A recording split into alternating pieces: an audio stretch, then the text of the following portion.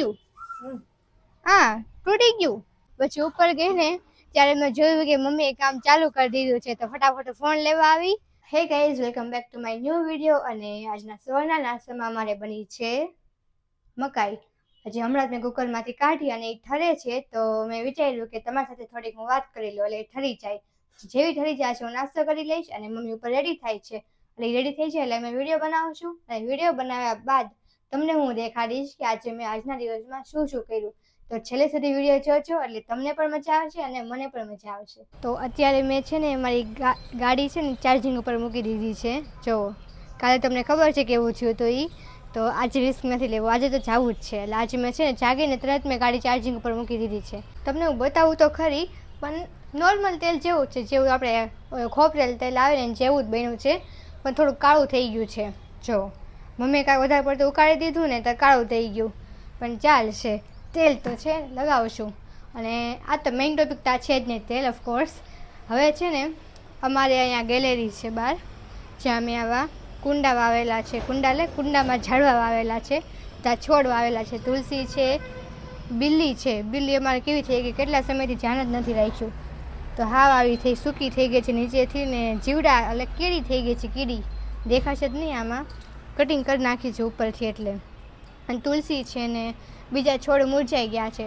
તો મમ્મી આજે વાત કરતી હતી કે આખું બધું સારું કરશે, સાફ કરશે, તો તમને દેખાડીશ કે સાફ કરીને કેવું લાગે છે બધું. જો હું અહીંયા ઘરે હોઈશ, તો હું જીજુના ઘરે વહી ગઈ હોઈશ, તો તમને આવીને બતાવીશ, પણ તમને બતાવીશ જરૂર. ચાલો, તો અત્યારે મારા ઘરે આવ્યા છે મારા માસી અને મારો ભાઈ કેવલ. એ બાર ઉભો છે, સામાન લઈને આવે છે. હાયરા મારા માસી, હાય કેજો માસી. અને મમ્મી સાથે વાતો કરે છે. ડેટા ટ્રાન્સફરનો પ્રોગ્રામ હાલે છે અહીંયા. ફોનમાં સરખી રીતે વાત નથી થતી એટલે ઘરે બી આવ્યા છે. અને કેવલ જે અહીંયા બહાર ઊભો છે એ પણ વ્લોગ બનાવે છે. એ હમણાં વ્લોગિંગ ચાલુ કરે છે. મેં આ લઈ લીધું, આમાં માસી આવ્યા હતા તો મેં કીધું તમને દેખાડી દઉં કે મારા માસી આવ્યા છે, કોણ છે. તો અમે અત્યારે જમવા બેઠી ગયા છીએ ને અત્યારે જમવામાં એક સ્પેશિયલ આઈટમ છે, તમને દેખાડો. મમ્મી ખોલતા. ઓળાનું શાક બનાવ્યું છે આજે અને રોટલો છે. કાલે તો મમ્મીએ મારી માટે રોટલો નહોતો બનાવ્યો, પણ આજે બનાવ્યો છે. આજે મજા આવશે જમવાની. ઓળો અને રોટલો મારી સ્પેશિયલ ડીશ છે, એ મને બહુ ભાવે. ઓળો રોટલો અને એક આ છે, આ શું છે મમ્મી? ભાજી રીંગણાનું શાક છે અને છાશ છે અને સાથે ડુંગળી છે. એટલે આજે તો મજા પડી જવાની છે ખાવાની. તો અંદર હું બેઠી બેઠી મારા વિડીયોઝ બધા ચેક કરતી હતી, તો બહાર આવીને મેં જોયું અહીંયા ભાભુ રીંગણા શેકે છે ઓળા માટે. અમે તો ઓળો બનાવી લીધો, હવે ભાભુનો વારો છે ઓળો બનાવવાનો. અને મમ્મી અહીંયા તડકે બેઠી છે. અહીંયા કાલનું તેલ હજી થોડુંક તપેલીમાં જામી ગયું હતું, તો એ તડકે મૂક્યું તો એને નીચું ને કાઢે છે.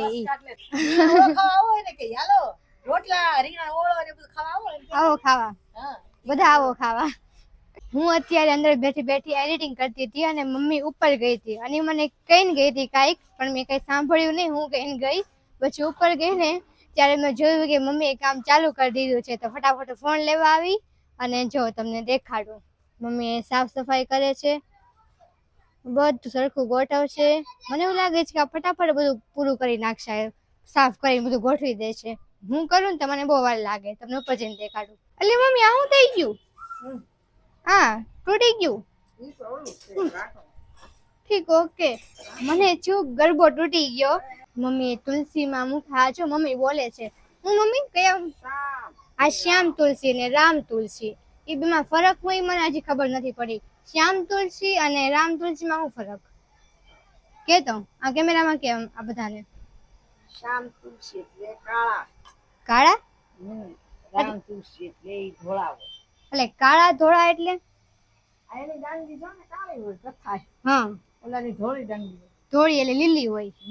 ઠીક, એટલે જેની કથાય હોય ઈ શ્યામ તુલસી અને જેની લીલી હોય ઈ રામ તુલસી. મને તેમાં કઈ ખબર પડે નહીં, મમ્મીને ખબર પડે એટલે ઈ કે. આમ તો કે ને, અત્યારે મેં પૂછ્યું ને એટલે કીધું એને. આજે તો અમે મંદિરે નથી ગયા, પણ આજે તો નહીં, પણ કાલે તો જવાના જ છીએ. કાલ પછી રોજ જવાના છીએ, તો તમને ત્યારે બતાવીશ. પણ આજે અમે એક નવી જગ્યાએ જવાના છીએ. નવી જગ્યાએ એટલે કે તમને ત્યાં જઈને બતાવીશ કે ક્યાં જવાનું છે. જો હું જાઉં તો, મારું જે નક્કી નથી, પણ જઈશ ને તો તમને જરૂર બતાવીશ. તો વિડીયો છેલ્લે સુધી જરૂર જોજો. અને હા, આ તો હું ભૂલી જ ગઈ હતી, મમ્મીએ બધું સારું કરી નાખ્યું છે, સાફ કરી નાખ્યું છે. બહુ તો નથી કર્યું, પણ થોડું ઘણું કરી નાખ્યું છે અહીંયા. અને મમ્મી આ ખજૂર સુકવવા મૂક્યા છે, કેટલા દિવસથી ફ્રીજમાં પડ્યા હતા. અને અમારે ખજૂરની ચટણી બનાવવાની છે. હા, ખજૂર અને આંબલીની ચટણી. તો જ્યારે અમે ખજૂરની આંબલીની ચટણી બનાવશું ને, ત્યારે તે વ્લોગમાં હું લઈશ ને તમને બતાવીશ કે હું કઈ રીતે બનાવું છું. મને તો હજી થોડીક આવડતી નથી, પણ ભાભુ પાસેથી મારે શીખવાની છે અને શીખીને હું બનાવીશ. કાં તો એ જ બનાવશે ને મને શીખડાવતા જશે.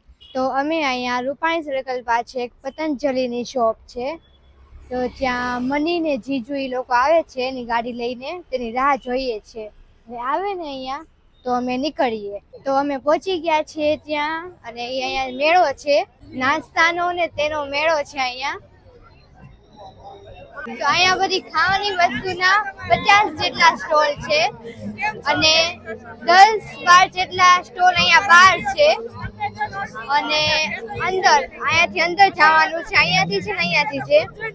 તો ત્યાં 40-45 જેટલા સ્ટોલ છે. મને નથી ખબર ટોટલ આમ કેટલા છે એમ, પણ અડધા સ્ટોલ અંદર છે, વધારે સ્ટોલ અંદર છે ને અહીંયા સ્ટોલ બાકીના 8-6 જેટલા અહીંયા સ્ટોલ છે.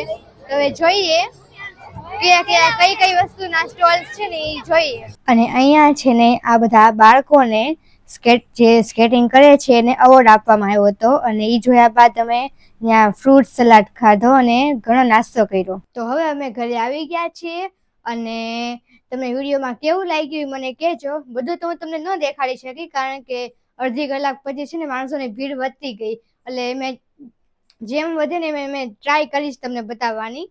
તો તમને વિડીયો કેવો લાગ્યો એ મને કમેન્ટમાં કહેજો, અને કાંઈ પણ ભૂલ હોય તમને વિડીયોમાં દેખાતી હોય કે મેં કાંઈક ભૂલ કરી છે તો મને કમેન્ટમાં લખીને કહેજો, તો મને ખ્યાલ આવે. બાકી મારો વિડીયો જોવા માટે થેન્ક યુ. વિડીયો ગમ્યો હોય તો લાઈક, શેર અને સબસ્ક્રાઈબ જરૂર કરજો.